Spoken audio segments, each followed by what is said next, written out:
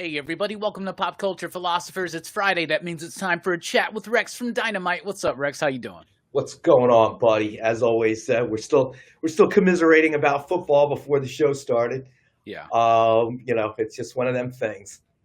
NFC Yeah. East or NFC least, whatever Yeah. you want to call it. NFC least. Yeah. You think that the football talk would be over, but no, it's not because it's No. my disappointment and has turned into anger and befuddlement over some of the stuff. Troy Aikman had kind of a Oh, he scathing shred 'em. criticism of the Oh yeah, Cowboys, he and shred rightly 'em. so. Yeah, he Like did. he was literally just talking like when you see that the corner is playing soft on someone like CeeDee Lamb, just Yep. throw the ball to I him. He's going to get it most of the time. I read Right? that same one. Yep, I read the same one. Come back, run short, whatever. If they're playing single coverage on CD, and I'm not a Dallas fan, throw it in that direction. And let CD battle for it. More times than not, I agree with Aikman. More times than not, he's going to come down with it. He's a big, tall, strong guy, man. Yeah. He'll wrestle it through. I mean, I looked at in that same article the number of targets that he had. Are you kidding? I know. He's your best receiver. What are you doing? But you're throwing laterals that aren't actually laterals. I mean, goofy crap like that. That makes no sense to me. He was But I pointing agree out with that you. he was pointing out that all the OCs they're trying to get like schemy, they're trying to get clever, Yes. they're doing all this, and sometimes you just forget that it's about a dude versus a dude, and if your dude's Yeah. better, go for it. Yeah, you know what? I got to agree with that. I think that it all kind of started to happen a lot more. And I hate to say it, and again, not because I'm an Eagles fan, but when Doug Peterson pulled that Philly special in the Super Bowl, I feel like that was like the pivotal moment. Now everybody's trying this tricky stuff. I mean, Andy Reid's done it a few times in the past, but it just felt like that opened up the door, and everybody's trying to run these trick schemes and all this fancy crap, and it's like in the Super Bowl it worked because nobody had seen it really, and it is the Super Bowl. At that point, you're going to throw everything, including the bathroom sink at it, but. During a regular season, during a playoff, I don't know, man. I mean, they made a lot of mistakes. I mean, I give you a solid. That was really funny with the sign you had, #Fire McCarthy on Monday night. Yeah. But you and I talked about it before the show. I don't think it's necessarily. It is McCarthy, but it's not all him. It is Garrett, but it wasn't all him. Yeah. I mean, the Giants fired Garrett as offensive coordinator. How'd that go? Yeah. Didn't seem like it got any better. It got worse, if anything. Yeah, I think it's Jerry Jones special, right? And Yeah. the problem is that he won't hire a coach that's going to like try to do his own thing. He's hires yes men. You know what I'm saying? Yes. He hires people that'll be like, "You got it, sir. You got it, Jerry. We're going to do it that way." And whatever you want, Jerry. yeah, You and know more that's than we do because you that's signed not the going to bill. work. But when you are leading the league in penalties, that's coaching. That's coaching. That's Yes. motivation. That's coaching. That's a problem. And That's discipline. yeah, exactly. So you begin to wonder how much of McCarthy's success at Green Bay was due to Aaron Rodgers. Had really nothing to do with McCarthy. Yeah, I don't think it did. I think he lucked out. Like honestly. Yeah, I think he did too. I Yeah. do too, because I mean it was really, Rodgers who would do the hard count, try to draw them off sides, and then get a free play. It was always Rodgers who was changing the play. I mean, that's why I think he and LaFleur kind of had some friction at first, was because I think McCarthy just let Rodgers do whatever the hell he wanted. Hey, you can't argue with the success of it. The guy knows what he's doing. He recognizes defenses. Yeah. And all that. So it's we're in the same boat as we were joking around, the NFC least. We're sitting in an off season of disappointment, scratching our heads, and I'm not. The Eagles going ahead and naming Jalen Hurts the starting quarterback for the next season. Why would you do that? Yeah. Why would you do that? Nobody, people are asking the question, but you don't have to deal with that question right now. The Super Bowl hasn't even happened yet. Yeah. After the Super Bowl, maybe there's more attention, but why even do that? It's almost guaranteeing that something goes wrong. You yank the kid, and then now the kid's head's going to be all screwed up. So it's a comedy of errors. The only thing we know that we can support is that much as we complain about front office for all of our NFC East teams, we're all still better than the hot mess that they have in Washington. That is just crazy. Yes. They can't ever get out from under that. We can always agree on that. Yes, we can always agree on that. Luckily Dan Schneider makes everybody look better with his ridiculous antics. So what are you going to do? A few more weeks of football, and then the USFL starts. Oh, nice. I'm looking Yeah. forward to baseball returning always. Of course, they need to work out their agreements first, but we're Yes, just as weeks always. away from the Winter Olympics, which honestly are my favorite Olympics. I'm rather excited because I know it's cliche to say this now, but I love just putting on curling while I'm reading or something. It's just kind of I love curling, but It's the luge is it's my favorite, man, and it's it's bobsledding. mes- it's mesmerizing. I have to say that curling, you see little clips of it. It really doesn't do it justice. It's so boring when you're watching little clips. Like, what are they doing? Sweeping? And I got stuck in a bar with a buddy of mine, and we're watching, and they had curling on. And we sat there and ate some food, drank some beers, and it's like a slow traffic accident. You can't stop watching after a while, Yes. right? It's really very strange. I found it, and that's how I became a fan of curling. And I also appreciate a sport. Like, I think after the last Winter Olympics, one of a well-known curler on the U.S. team showed up to a tournament drunk or something like that. Yeah. And I'm thinking to myself, I can appreciate a sport where theoretically I could pick it up. Okay. I don't know how good I'd be, but I could do it. Yeah. Okay. It's just sweeping, and that the dude could actually come to, a national champion, so to speak, could show up to a tournament drunk and think that's okay. I mean, could you imagine if Usain Bolt showed up to a track and field meet drunk? Yeah, I I mean, that's not know. going to work, Right? I mean, but it's, you can it's do it in curling. curling. Curling's kind of like a bar game in a way. Like, Yes, and yes, I think yes, that when curling started, people would go out on the ice and they would like drink and they would yes. play curling. They came up I with can it. see And this. it's Yeah. just like it. So it's like if somebody showed up, a dart champion showed up drunk, that's expected. You know what I'm saying? A shuffleboard Right, champion, maybe, right, right, a right, right, right. cornhole champion, a beer pong champion, for instance. But I don't I think I've like ever played cornhole without a beer in my hand. I mean, right? Like, why? Why would you ever like sober? I would never be like, this seems like a fun idea. Let's. Yeah, right? But curling was cool. It was like 4 years ago. The U.S. team did really freaking well, and then there was this wave of interest, and they actually started a curling league in my town here in Alabama. Yeah, There's a there's one curling here league. too. Yeah. It's like what? Yeah, somebody was telling me about, like, you can take lessons at this facility not too far away from my house, and I'm like, "Are you serious?" Yeah, We it were ain't no thinking about way. it, a whole bunch of us. I don't do well on ice, so there ain't no way I could do it. But I Well, thought for a second I was like, you don't have to wear ice skates, so it's not totally bad. you don't have to wear ice skates, but there's something I've looked it all up one time and I was super into it like 4 years ago. It was 8 years ago. It was like Right. been a few Winter Olympics, but they have like a slip they put on their shoe to help them slide, it's Oh, so right, right, right. all that stuff. It's very technical, right? But I've never done it, but I would like to try it. I would, get a bunch of my buddies together are you going to be on that a dude that like? Saturday. Are you going to be the dude that slides it I down? don't think I can slide what do they call it? The rock? No, no. What do they call it? The big Oh, I the don't big heavy remember. thing. Oh, Damn. I know. Um, What is it? It's yes, there's the a name stone, for right? it. It's The is it called? stone, yeah, Okay. the big heavy. Can you imagine the way this game started? It was probably just a smooth big rock, and you'd push it with both hands, and then somebody, a bunch of drunk people, and then somebody said, "Hey, this would work better if we put a handle on the stone." Yeah. Yeah, curling stone, sometimes called a rock in North America. It's made of granite. I couldn't do that part because you see how that back leg has to. I'd have to stretch out and work out. That's The got to be the sweeping I most could do. athletic person on a curling team, probably. Yeah, right.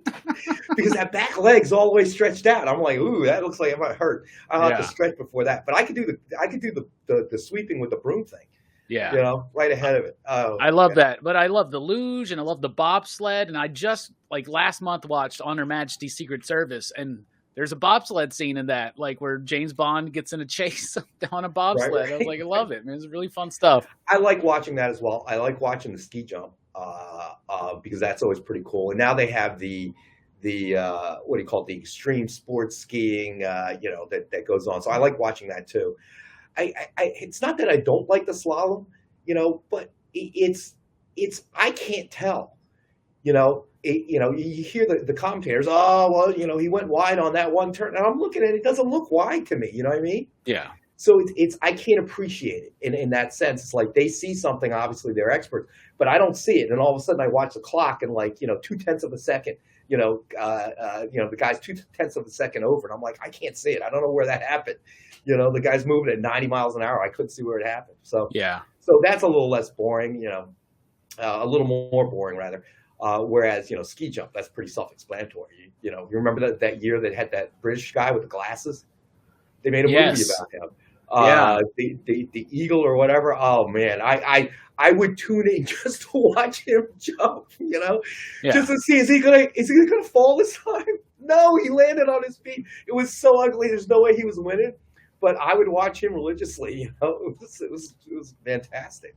I remember being such a fan of the Olympics as a kid, and if only I could have had the access then that we have now, where like you can Right. get the app and you can like go to all these different, you can watch the full on matches of anything you want. Is like you could on the Summer Olympics last summer, I spent like 2 to 3 hours watching the entirety of the surfing final. Like, I don't know why. Like most nothing really happens. Every once in a while you're like, there goes a wave. And it was actually, there wasn't that wavy that day, but like, I'm just transfixed with that kind of stuff. I can't watch surfing. I've watched a couple times. I guess it's like on ABC or whatever. I mean, I only want to see the clips. You know what I mean? The short clips with the big barrel and all that stuff. It's like the rest of it is really boring. It's a bunch of people sitting out, way out in the ocean waiting for the right wave to come. And 9 times out of 10, it's not even the right wave. I know, right? It's Yeah. It coincided though, because for one of our PCP movie nights last summer, we did a Keanu Reeves poll, and the winner was Point Break. So yes. it coincided with me watching Point Break, and so I was like, for some reason, surf crazy for like 2 weeks. You know what you should do a review on? Which movie? Now that we're entering the Winter Olympics, you remember that movie with John Candy? It was kind of a docu-comedy about the Jamaican bobsledding team. Cool Runnings. Yes, Cool Runnings. That is correct. I couldn't remember the name. To me, the funniest scene was always when they got to the airport and John Candy's in the lead. And he walks out the door, and the wind blows in, the snow blows in, and you see the Jamaican team standing there. They won't go out, and John Candy comes back in like, "What? What are you guys doing?" Awesome. I used to love that movie when I was a kid, man. I wish I would have thought about that. I should have thought that, hey, it's the Winter Olympics are right around the corner. I'm going to have to let everybody know, hey, we're scratching Blade Runner off the list. We're going to replace it with Cool Runnings. Yeah, dude, I will watch that. I will absolutely comment. That was one of my favorite movies. Just the whole concept of it, And I remember it was based on the true story. And that team, they had like news clips of them training and stuff in Jamaica. And it's like, they got like pretty much a bobsled with wheels, and they're running it on sand and dirt and stuff, and just trying to find ways to. Yeah, needless to say, that's probably why they didn't medal. Yeah, right. Well, that was a Disney movie, wasn't it? So like, it should be on Disney Plus or something. Yeah, I think it was. Cool. You're right. That was a heyday, man. The Cool Runnings, the Mighty Ducks films, man. Like, that stuff was awesome, man. Yeah, Mighty Ducks jumped the shark way back. Well, yeah. And I didn't watch that new show. I've heard up and down things about it or whatever. You been watching any good shows or movies or anything like that this week, bro? Well, this week I caught up with Peacemaker. So I watched all the Peacemaker episodes, and I got to admit, you were on with us on Monday, right, with John. John was less than enamored. I guess he was a purist about the character, and I got to tell you, I think they did a great job. I think Cena is hilarious. He is just hilarious. The role was made for him, just, big, strong, not so smart guy.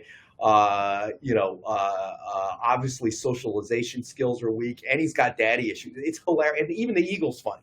All right. Even the Eagle's got personality. Nice. I have to admit, I've enjoyed it. I will continue watching, it's a perfect role for Cena. And I like Cena as, in the things that he's done, he doesn't take himself too seriously. Probably wouldn't hurt, although they do some flashbacks, but probably wouldn't hurt to watch Suicide Squad again, just to get a feel for the character, because they do balance and reference off of that, but they also do flashbacks, so it's not essential that you do it. But but it helps you kind of understand some of the things. So that's the only thing I regretted. I didn't go back to watch Suicide Squad, but yeah, I got to tell you, it's a good show. Cena's hilarious. Yeah, I'm looking forward to checking it out. I was super. I still haven't had the time to watch them yet, because I just completed a massive read over the last week of all 54 issues of Saga, right? Because Saga's returning this next week. My buddy Verno invited me on his show to discuss it. And I was like, you know what? I'll do this because I stopped reading Saga somewhere in the 20s, like 26 or something. So I was like, this will give me a good chance to get caught up for the new one, for the weekly comic book review. And I kept procrastinating. And then all of a sudden I was like, oh man, I got to get all this read. It was no problem to read it. Like no problem at all. This stuff just flew by. And I read this whole thing last night, right before the show. I finished it probably like an hour before we filmed the show. And this is 18 issues. And I just read it like that. Saga, such a great book. Definitely not overrated. So it was pretty fun. So what else do you see coming out that you think is going to be good? For this week in comics, I haven't even really looked at the list. In fact, I forgot that Saga was coming out. But I haven't either, I got to be honest. Yeah, I'm really looking forward. Well, plug for Dynamite. I'm really looking forward to Draculina. I don't think that's hitting next week, but when that hits, I'm looking forward to it. Excuse me. There were some decent books out this week. Did you watch that? Oh, here we go. All right, let's see. We got next week, Frontiersman. That's been a pretty fun book. Gunslinger Spawn. I'm loving that. New issue of Ice Cream Man. I'm definitely always excited for that. Stray Dogs. That's great. So, yeah, some of those ones I'm really, really looking forward to. Over at Marvel, though, Marvel's been kind of letting me down lately, to be honest with you. But we do got Devil's Reign. That book's been kind of okay. I don't know, man. I haven't been super pleased with the big two. I'm finding way much more enjoyment reading books like from Image and Boom and Vault and Dynamite and Mad Cave and Scout. Like, I'm enjoying that stuff a whole lot more than the big two right now. Well, I mean, they have a lot of stuff happening in terms of MCU, a bunch of releases this year in terms of movies. So I guess they're kind of changing as an entertainment conglomerate. I guess both companies in a very real way. They're tying everything in. We talked about it before. Is it good? Is it bad? Who knows? I mean, John felt from a pure standpoint on Monday that like Peacemaker was, not the right character and so on and so forth. But I think that the challenge there, and whether this translates into new collectors, and new readers in the comic book universe, who knows? But I think the challenge was beyond satisfying a comic purist, they're trying to put a TV show that's going to appeal to a wider range. And Cena, obviously a good cast. Clearly people like him. And then, you're making it funny and entertaining, which makes it easier to watch. So you're trying to produce something that I bring this up a lot, but going back to Blade, you're trying to produce something that's going to appeal to a mass audience, not just a comic audience. The problem with Blade was that absolutely nobody other than comic book readers knew that the source material, that the character himself came from the comic books. Okay, most people that watch Blade, even to this day, will tell you they had no idea. Yeah. With this, obviously, it's different. So I think that a movie like Blade didn't necessarily bring in a lot of new collectors and readers. Movies today and series like Peacemaker, I think, has that ability.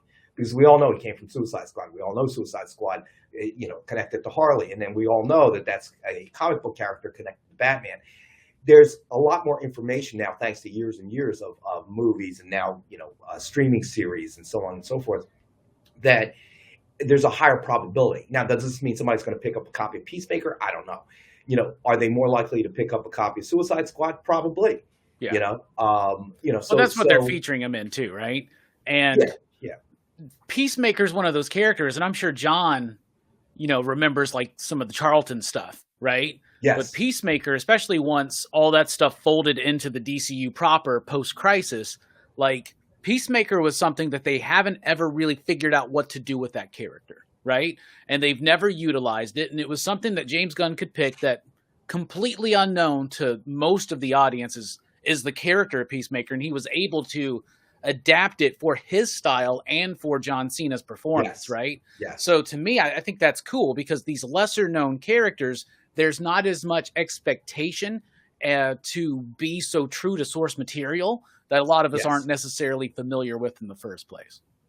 Yeah, I would agree. And ultimately, I never think it's a bad thing. I mean, there are people who will disagree with me, obviously, but I never think it's a bad thing because, now that people know where this is coming from, okay, it only expands that universe. And listen, let's be honest. I mean, even before the days of success in terms of movies and TV series and things like that, there have been writers and creators that have kind of moved away from a mythos that was established way back on a character or a title. It happens even within the industry itself. So I'm a little less critical, in terms of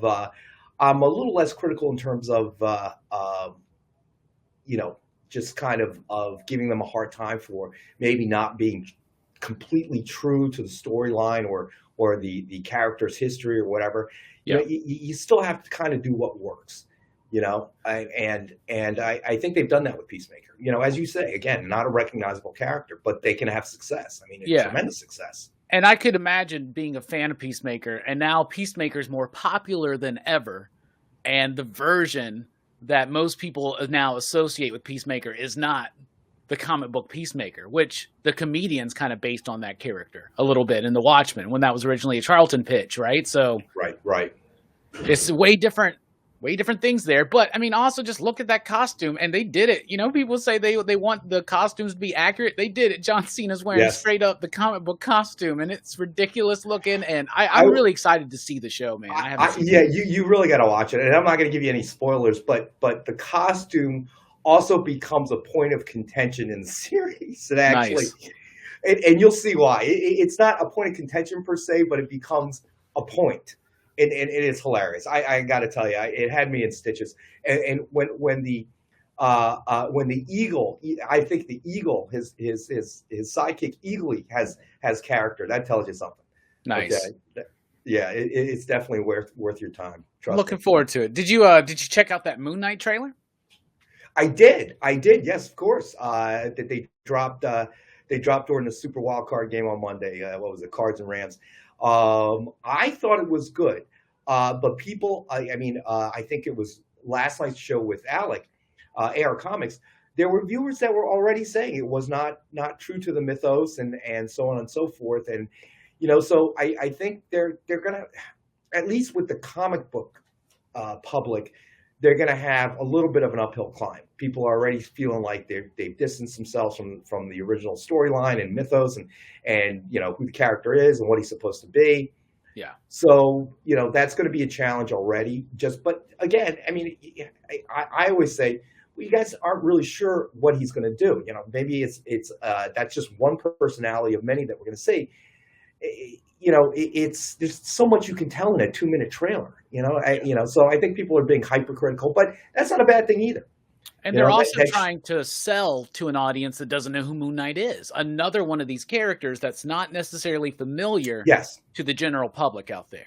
That's true. That is true as well. So it may, they may have that Peacemaker thing in there, but by the same token, though, I mean, I think that this shows you to a certain extent the wide acceptance of these characters now from the comic book universe, because, and this is the funny thing, we talk football. Obviously, you and I are fans, but I think even Marvel and DC are beginning to recognize, I mean, it's not cheap to drop a 2-minute trailer during a Super Wildcard game, even though there are more of them this year. They know what their audience is. And yes, comic book fans and football fans, guess what? Those two roads do cross a lot, and we see it with our viewers as well. Yeah, I thought the Moon Knight. Oh, go ahead. No, I said I know that last night John Spilios was, kind of busting my chops a little bit, not really giving me a hard time, saying, apologizing, but he's a huge Bucks fan. That's when I had to bring up you and the Cowboys. I didn't expect to beat the GOAT, but hey, I feel better than Robbie and the Cowboys because they were the top seed. Yeah, that happens. So personally, I loved the Moon Knight trailer. I'm interested in the character.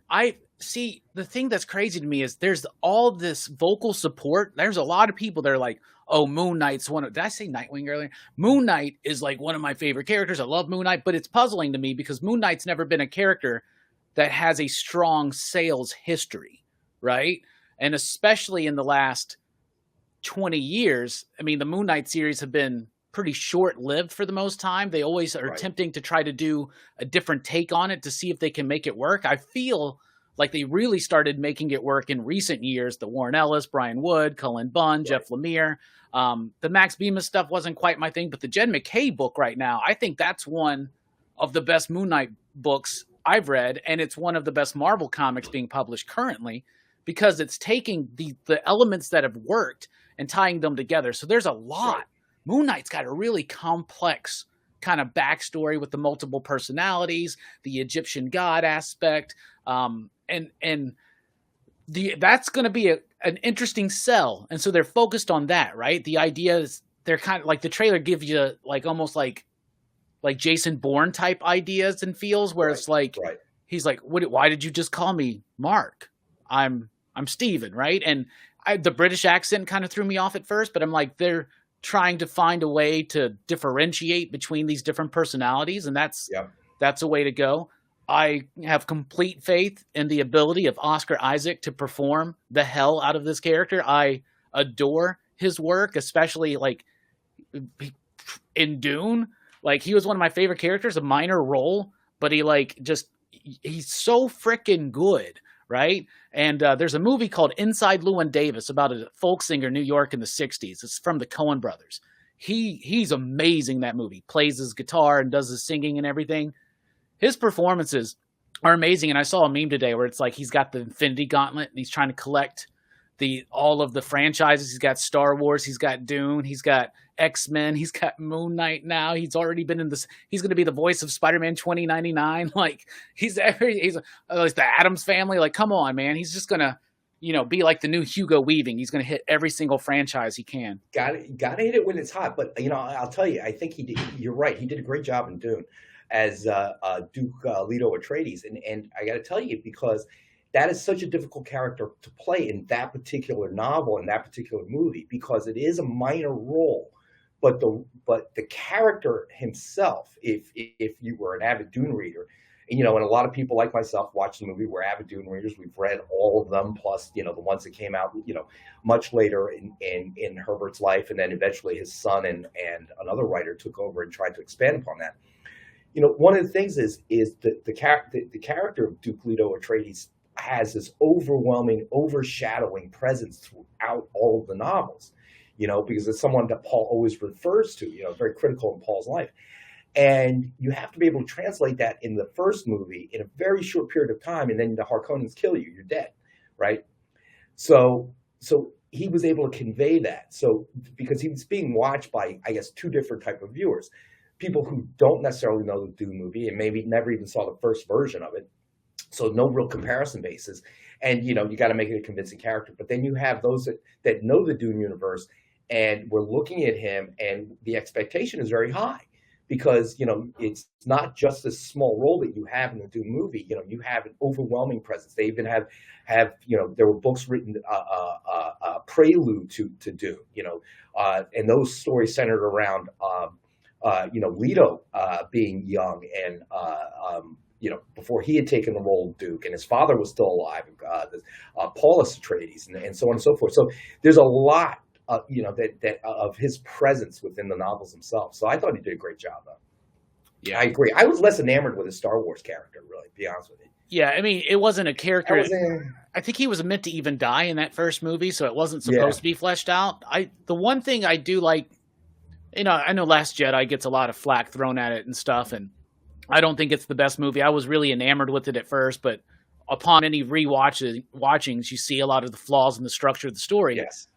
But he was one of my favorite parts in that. Like that opening when he's like, I'm sorry, could you repeat that? We didn't hear you. And like that whole bit there with like the general back and forth, that worked. The way he was flying those X-Wings like he was like in Fast and Furious, like Vin Diesel was next to him or something, man, and he was just, I really liked him. I would have liked to see, like, he could have been the Han Solo of that sequel I think trilogy, that's but they kind of where missed they on. tried to take them, but yeah, I agree with you. They kind of messed up. I think they had the same problem as Eternals.